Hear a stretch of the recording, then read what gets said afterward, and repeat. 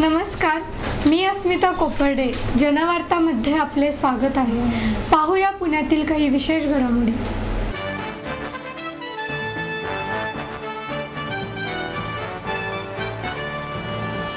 पुणे येथे खंडपीठ व्हावे यासाठी पुणे बार असोसिएशनच्या वतीने 2 दिवस काम बंद करून आंदोलन करण्यात आले.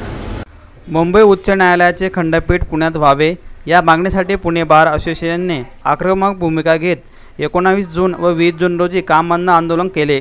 उच्च न्यायालयाच्या आधी विविध सेवा प्राधिकरणाच्या माध्यमातून राबवण्यात येणाऱ्या उपक्रमांवर पूर्णपणे बहिष्कार टाकण्यात येणार असल्याची माहिती पुणे बार असोसिएशनचे अध्यक्ष डॉक्टर गिरीश शेळके यांनी यावेळी दिली. यावेळी बारचे माजी अध्यक्ष ॲडव्होकेट मिलिंद पवार, माजी उपाध्यक्ष ॲडव्होकेट सतीश पैलवान उपस्थित होते. पुणे आणि औरंगाबाद येथे मुंबई उच्च न्यायालयाने खंडपीठ होण्याबाबत ठराव 1978 मध्ये विधिमंडळात मंजूर झाला. त्यानुसार औरंगाबाद हे खंडपीठ सुरू झाले. मात्र ठरावाला तब्बल 25 वर्षे होऊन देखील पुण्यात अद्याप खंडपीठ सुरू झाले नाही. कोल्हापूर येथे खंडपीठ सुरू करण्याबाबतचा प्रस्ताव नुकताच राज्याच्या मंत्रिमंडळात बैठकीत घेण्यात आला. या पार्श्वभूमीवर आयोजित सभेत सरकारच्या या निर्णयावर तीव्र नाराजी व्यक्त करण्यात आली असून शुक्रवारी आणि शनिवारी कामकाज बंद करून याच्याविरुद्ध आंदोलन करण्यात आलं आहे. धर्मदाय आयुक्त, कौटुंबिक न्यायालय आणि जिल्ह्यातील सर्व बारला यामध्ये सहभागी करण्याचं आवाहनही बार असोसिएशनने केलं होतं. राज्य शासनाच्या वतीने पूर्ण पाठिंबा या ठिकाणी जाहीर करतो. माननीय राज्यपाल आणि हायकोर्टचे चीफ जस्टिस यांची भेटच्या आठवड्यात नक्की आपली होईल यासाठी आपला पुणेकर या नात्याने, आपला प्रतिनिधी या नात्याने मी नक्की एक ठरवून घेतो एवढंच या ठिकाणी सांगतो. आणि गिरीश शेळके असतील, एस के जैन साहेब असतील किंवा मिलिंद पवार असतील या आजच दुपारपर्यंत मी आपल्याला निरोप देतो. माननीय मुख्यमंत्री टू द डोअर ही आपली न्याय संस्थेची स्लोगन आहे. घराघरात न्याय मिळाला पाहिजे, घराघरात जाऊन न्याय दिला पाहिजे अशी प्रक्रिया सुरू करण्याचं आपलं देशाचं एक स्वप्न आहे. अगदी हायकोर्टाचे बेंचेस अगदी प्रत्येक जिल्ह्याला झाले तर काही बिघडत नाही. सुप्रीम कोर्टाचे बेंचेस प्रत्येक राज्यात झाले तरी काही बिघडत नाही. उलट हे न्याय संस्था ही वकिलांसाठी आणि जजेससाठी नसून ही पक्षकारासाठी आहे. आणि म्हणून पक्षकाराकडे न्याय गेला पाहिजे, वकील आणि न्यायमूर्ती पक्षकाराकडे गेले पाहिजेत. आणि या भूमिकेतून सुप्रीम कोर्ट आणि हायकोर्टाने बेंचेस ठिकठिकाणी दिले पाहिजे. अनेक वर्षापासून निश्चित मागणी आहे. इनफॅक्ट महाराष्ट्रामध्ये पहिली मागणी जर या शहराकडनं गेली असेल तर ते पुणे शहराकडनं गेलेली आहे. कारण सगळ्यात लोड जर उच्च न्यायालयात असेल तर तो पुणे जिल्ह्याचा.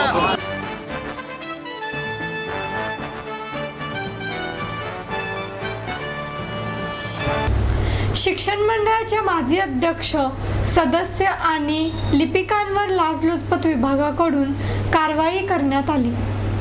अहमदनगर जिल्हा परिषदेच्या शाळेतील शिक्षकाला पुण्याच्या शिक्षण मंडळ शाळेमध्ये बदली देण्यासाठी 3 लाख रुपयाची लाच घेतल्याप्रकरणी पुणे महापालिका शिक्षण मंडळाचे अध्यक्ष प्रदीप उर्फ बाबा धुमाळ, माजी अध्यक्ष रवींद्र चौधरी यांच्यासह लिपिक आणि मध्यस्थावर गुन्हा दाखल करण्यात आला आहे.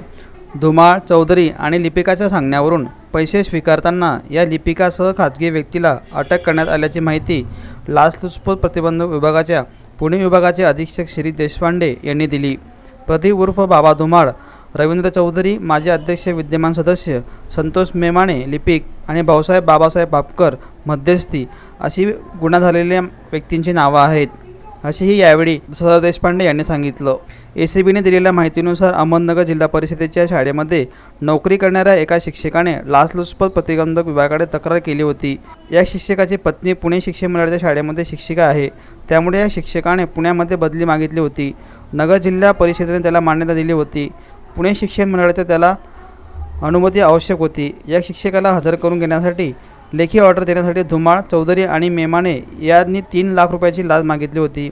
यातील 1 लाख रुपये वर्षभरापूर्वी त्यांनी दिलेले होते. शिक्षकाने दाखल केलेल्या या तक्रारीवरून प्रदीप उर्फ बाबा धुमाळ, रवींद्र चौधरी, माजी अध्यक्ष संतोष मेमाणे आणि लिपिक बाबासाहेब बापकर यांच्यावर गुन्हा दाखल करण्यात आला आहे. तक्रारकर्ते जे आहेत हे अहमदनगर जिल्हा परिषदेमध्ये शिक्षक म्हणून कार्यरत आहेत आणि त्यांच्या पत्नी ज्या आहेत या पुणे महानगरपालिकेच्या शाळेमध्ये शिक्षिका म्हणून कार्यरत आहेत. पती पत्नी एकत्रीकरणाअंतर्गत त्यांनी बदलीसाठी अर्ज केला होता आणि त्यांचा बदलीचा जो प्रस्ताव आहे तो प्रस्तावसुद्धा मान्य झाला होता. तथापि त्यांचे बदलीचे आदेश जे आहेत ते मात्र निर्गमित करण्यात आले नव्हते. हे बदलीचे आदेश जे आहेत हे निर्गमित करण्यासाठी म्हणून शिक्षण मंडळाचे अध्यक्ष, तिथले अजून इतर आरोपी हे त्यांना लाच मागतायत असं आमच्याकडे तक्रार प्राप्त झाली. तक्रारीवरून व्हेरिफिकेशन करण्यात आलं आणि व्हेरिफिकेशननंतर सापळा रचण्यात आला आणि त्यानंतर ही कारवाई करण्यात आली. या प्रकरणी पोलीस स्टेशन शिवाजीनगर येथे आम्ही गुन्हा दाखल केलेला आहे आणि पुढील कारवाई सुरू आहे. आतापर्यंत ACB पुणे युनिटनी 2 लोकांना अटक केलेली आहे आणि उर्वरित लोकांनासुद्धा त्वरित अटक करण्यात येईल.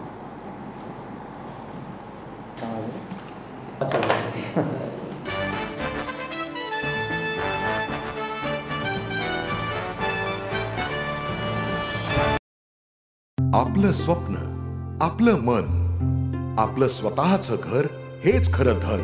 समृद्ध जीवन पार्क सादर करत आहे 140 फ्लॅट्सची एक प्रशस्त गृह योजना. कात्रज कोंढवा रोडवर बिबवेवाडीपासून फक्त 2 किलोमीटर अंतरावर आपल्या आर्थिक गणितात बसणारे 1 व 2 BHK फ्लॅट्स. तब्बल 3 मजली पार्किंग सह ऐस पैस गार्डन, क्लब हाऊस आणि इतर सुविधांनी सुसज्ज. बुकिंगसाठी संपर्क 9850937373 9850947373. समृद्ध जीवन, नांदी सौभाग्याची, सुरुवात प्रगतीची.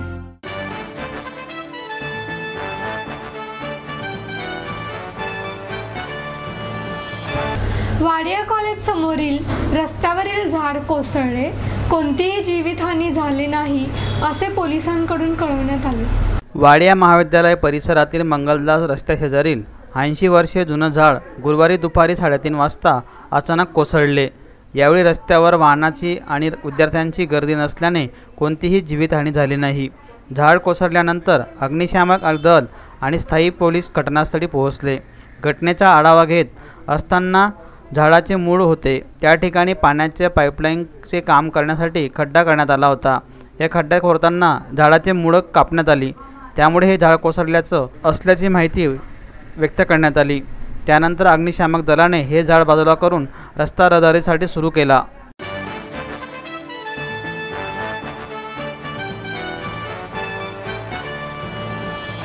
सरिता कमलापूरकर लिखित माझी कविता या काव्यसंग्रहाचे डॉक्टर श्रीपाल सबनीस यांच्या हस्ते करण्यात आले. चपराक प्रकाशनतर्फे सरिता कमलापूरकर लिखित माझी कविता या काव्यसंग्रहाचे प्रकाशन महाराष्ट्र साहित्य परिषदेच्या सभागृहात करण्यात आले. स्त्रीचे सर्वात वंदनीय वैभव व पृथ्वीवरील दैवत्य म्हणजे मातृत्व आहे. या दैवत्याचे संदर्भ या काव्यसंग्रहात करण्यात आले. निसर्गाचे सर्व घटक, त्याचे विविध रंग, विविध पैलू या कवितामध्ये आहेत. यावेळी अध्यक्षस्थानी समीक्षक डॉक्टर श्रीपाल सबनीस होते. यावेळी काव्यसंग्रह प्रकाशन करताना चपराक प्रकाशनाचे संपादक घनश्याम पाटील यांनी प्रास्ताविक केले. तसेच कवयित्री सरिता कमलापूरकर यांनी मनोगत व्यक्त केले. या कार्यक्रमास आनंद गोडसे, प्रकाश खिचडे, जगदीश चव्हाण आदी उपस्थित होते. या महासागरामध्ये चमचमणाऱ्या असंख्य थेंबांमध्ये एक छोटासा थेंब माझाही आहे, हा विचार माझ्या दृष्टीने खूप थरारक आहे. आणि म्हणूनच मला स्वतःला माझ्या या कवितासंग्रहाच्या प्रकाशनाबद्दल खूप अभिमान वाटतो. आणि चपराकसारख्या चतुरस्थ, परखड आणि राजकारणी, कर्तव्यदक्ष अशी चतुष्सूत्री असलेल्या या चपराक प्रकाशनतर्फे होतोय ह्याच्याबद्दलचा मला खरंच खूप अभिमान आहे. माझ्या या कविता संग्रहामध्ये सामाजिक विषयांवर, निसर्गावर, प्रेमातील शृंगारावर, ईश्वराच्या भक्तीवर माझ्या आवडीच्या लेखिका अंजिताई कुलकर्णी ज्यांचा कविता संग्रह आपण प्रकाशित करत आहोत त्या सरिता कमलापूरकर मॅडम उपस्थितामध्ये आज खूप मान्यवर आहेत. सगळ्यांचंच नाव घेणं शक्य नाही, पण सगळ्यांचंच मनपूर्वक स्वागत करतो. चपराक प्रकाशनकडनं प्रकाशित होणारं हे 64वे पुस्तक आहे आणि पुण्यासारख्या ठिकाणी एक चांगला प्रभावी वृत्तसाप्ताहिक, एक दर्जेदार मासिक आणि प्रकाशन संस्था अशा 3 आघाड्यावर आमचं हे काम चालू असतं.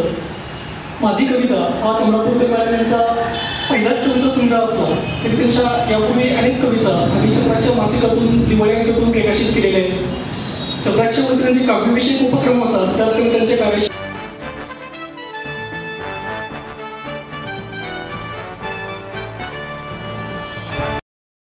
आपलं स्वप्न, आपलं मन, आपलं स्वतःचं घर हेच खरं धन.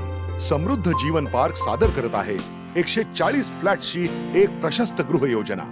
कात्रज कोंढवा रोडवर बिबवेवाडीपासून फक्त 2 किलोमीटर अंतरावर आपल्या आर्थिक गणितात बसणारे 1 व 2 BHK फ्लॅट्स. तब्बल 3 मजली पार्किंग सह ऐस पैस गार्डन, क्लब हाऊस आणि इतर सुविधांनी सुसज्ज. बुकिंग साठी संपर्क 9850 937 373 9850 947 373. समृद्ध जीवन, नांदी सौभाग्याची, सुरुवात प्रगतीची.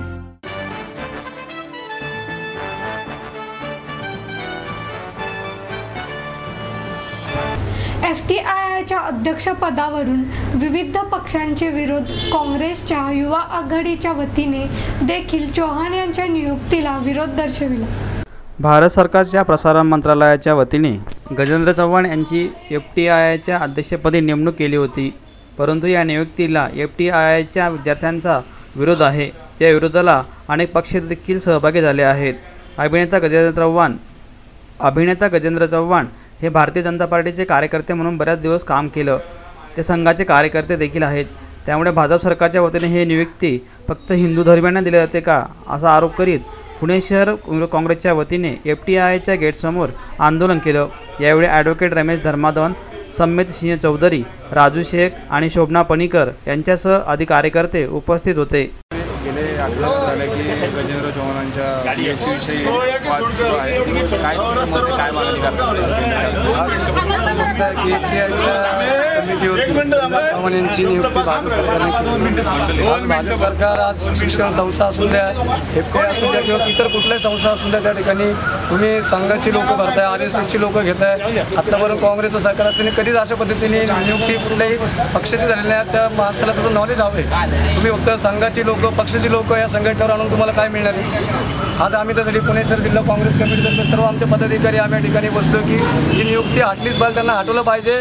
Go back Gajendra Chavan go back. त्यांची जोपर्यंत इथनं त्यांना हटवण्यात येणार नाही तोपर्यंत हे आंदोलन अति तीव्रतेने या ठिकाणी अजून केलं जाणार आहे. आम्हाला एवढी मागणी की या ठिकाणी जे आता आपण बघतो FTI या ठिकाणी चित्रपटसृष्टीशी रिलेटेड ज्यांनी काम केलेलं आहे त्यांची नियुक्ती या ठिकाणी केली पाहिजे. कुठल्या पक्षाची तुम्ही पदाधिकाऱ्याची नियुक्ती या ठिकाणी नाही करू शकता.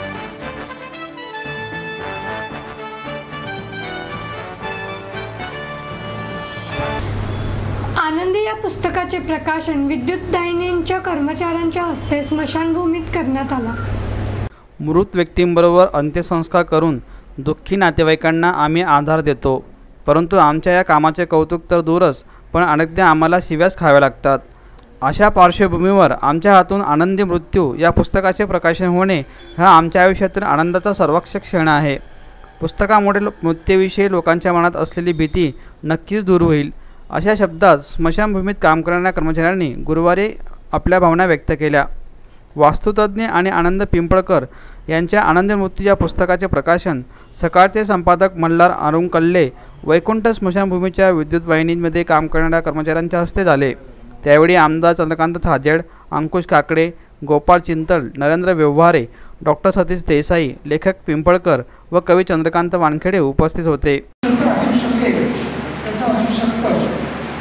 यासंबंधी खूप चांगलं वैज्ञानिक पद्धतीने केलेलं विश्लेषण 70-71 साली वाचल्याचं मला आठवत आहे. आणि मला असं वाटतं की नेहमी प्रत्येकाचा शोध सुरू असतो की नंतर काय. तर असं आहे की जेव्हा आपला जन्म झालेला आहे त्याच दिवशी ती तारीख ठरलेली आहे तेव्हा आपण एक्झिट घ्यायची. तो वाद आपल्याला माहिती आहे, ती तारीख आपल्याला माहिती आहे. प्रश्न फक्त वर्ष कोणतं हे माहिती नाही. 7 वारातला कुठला एक वार आहे आणि 1-31 तारखेपैकी कोणती तरी एक तारीख आहे. त्याच्यावर 70 गोष्टी आपल्याला माहिती आहे. फक्त वर्ष कुठले एवढं माहिती नाही आणि ते माहिती होऊ नये यासाठी आपण खूप प्रयत्न करत असतो. पण ते आपल्या अनुभवामध्ये सारखं घोटाळत असतं. जन्मे मृत्यू तो आपल्याबरोबर सारखा आहेच. पण भगवद्गीतेमध्ये जसं सांगितलेलं आहे की मृत्यू म्हणजे काय, तर वस्त्र जुनं झालं की आपण बदलतो. तसं आत्मा शरीर जीर्ण झालं, वृद्ध झालं की ते बदलून दुसरीकडे प्रवेश करतो. आता जर आत्मा अविनाशी आहे, तो अग्नीने जळत नाही, पाण्यात नाहीसा होत नाही, वायूने नष्ट होत नाही. जर आपण अविनाशी आहे आणि या पूर्वीच्या अनेक स्मृती घेऊन येतो, पुढे इतिहास वेगवेगळ्या स्मृती घेऊन जात असतो, तर आपल्याला नेमकी भीती कशाची वाटते. या पुस्तकाचाही अभ्यास करून याच्यामध्ये तो उतारा घेतलाय. शिवाजी महाराजांपासून शंभूराजांच्या मृत्यूपर्यंतच्या सर्व काही गोष्टींचा उल्लेख, नेताजी सुभाषचंद्र बोस यांच्या मृत्यूचा उल्लेखही या पुस्तकामध्ये आहे. मृत्यूपूर्वी त्यांचे जे विचार होते ते फार दुर्मिळ ठिकाणी लिहिलेले आहेत. त्यांचा उल्लेख आपण पुस्तकामध्ये केला आहे. त्याचबरोबर समर्थ रामदास स्वामी असतील आणि गीतेचा आपण आधार आपण बऱ्यापैकी घेतलेला आहे. थोडक्यात हे पुस्तक विज्ञान आणि पुराण या सर्व गोष्टींना धरून त्यामागचं रूपक पाहून आणि विज्ञानात्मक मृत्यू काय आहे आणि त्या मृत्यूला आनंदाने कसं सामोरं जावं हे सांगण्यासाठी लिहिलेलं आहे. या पुस्तकामागे हेतू कोणाला घाबरून सोडणं किंवा मृत्यूनंतर काय आहे हे खरं तर मी लेखक असून मलाही माहीत नाही, कारण मेल्यानंतरच स्वर्ग दिसतो असं म्हणतात. परंतु जे काही लोक मूर्त पाहून पुन्हा जिवंत झालेले आहेत, जे मेल्यानंतर पुन्हा आलेले आहेत जीवितामध्ये, अनेक डॉक्टरांची सुद्धा या बाबतीमध्ये, अनेक सायकॉलॉजिस्टची सुद्धा आपण गाठीभेटी घेतल्या, किंबहुना अनेक मृत्यूच्या दाव्यांच्या ठिकाणी, मृत्यूच्या ठिकाणी जाऊन प्रत्यक्ष तो अनुभव घेतला. स्वतःच्या घरातही मृत्यू झालेले. गौतम बुद्धांची एक कथा आहे त्याच्यामध्ये की गौतम बुद्धांच्याकडे एक त्यांचा शिष्य येतो आणि त्याच्या घरामध्ये कोणी मृत पावलेला असतो. तो म्हणतो की तुमच्याकडे एवढं सामर्थ्य आहे की तुम्ही याला जिवंत करू शकता. त्यावेळेस गौतम बुद्ध त्याला म्हणतात की याला जिवंत करतो, पण तू अशा घरातलं पीठ घेऊन ये की ज्या घरात कोणी मेलेलं नाही आहे किंवा मृत पावले. थोडक्यात आम्ही ज्योतिषी आहोत. आमचं एक बाकी फिक्स असतं की जन्माला आलेला माणूस हा 100% मरणार आहे. किंबहुना ज्योतिषशास्त्रामध्ये मृत्यूची तारीख काढण्याची क्षमता सुद्धा आहे, परंतु त्याच्यामधली ॲक्युरेसी ही म्हणावी इतकी 100% फार कमी लोकांच्या बाबतीमध्ये ती येते. त्याच्यावरही माझा अभ्यास आणि संशोधन चाललेलं आहे. यापूर्वी आपण असं अनेक ज्योतिषी आणि महात्म्यांच्या बाबतीत ऐकतो की ते त्यांच्या मृत्यूचा कालावधी सांगून ठेवतात. जसं शिर्डीच्या साईबाबांना जो मृत्यू येणार तो त्यांनी दिवस आधीच ठरवला होता आणि सांगितलं होतं की त्या दिवशी मोहरम असेल, त्या दिवशी बुद्ध पौर्णिमा असेल.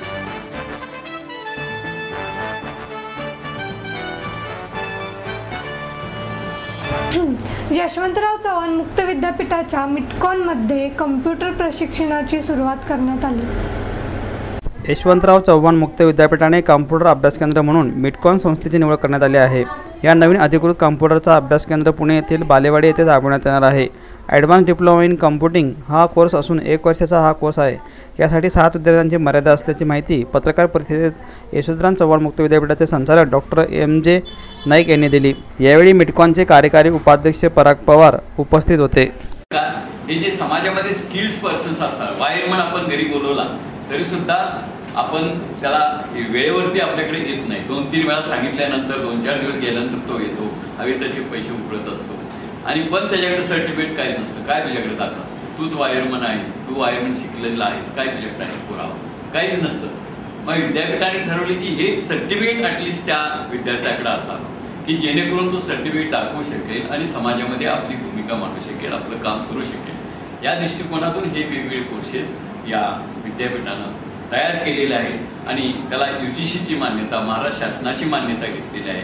बऱ्याच ठिकाणी समाजामध्ये काय होतं, अपप्रचार केला जातो. यशवंतराव चव्हाण महाराष्ट्र मुक्त विद्यापीठाची जी पदवी आहे ती त्याला कुठेही मान्यता नाही, कुठेही नोकरीत घेतलं जात नाही, शैक्षणिक क्षेत्रामध्ये कुठं नोकरी दिली जात नाही, प्राध्यापक म्हणून नाही, लेक्चरर म्हणून नाही, हे अपप्रचार केले जातात.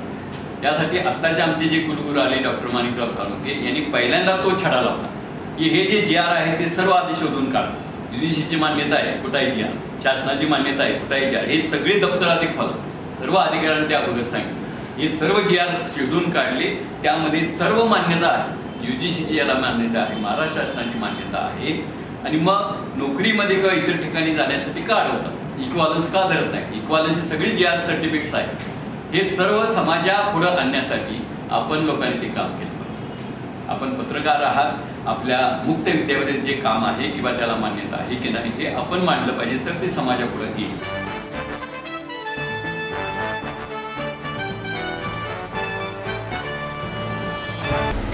याचबरोबर आजचे बातमीपत्र संपले. उद्या पुन्हा भेटूया याच वेळी. नमस्कार.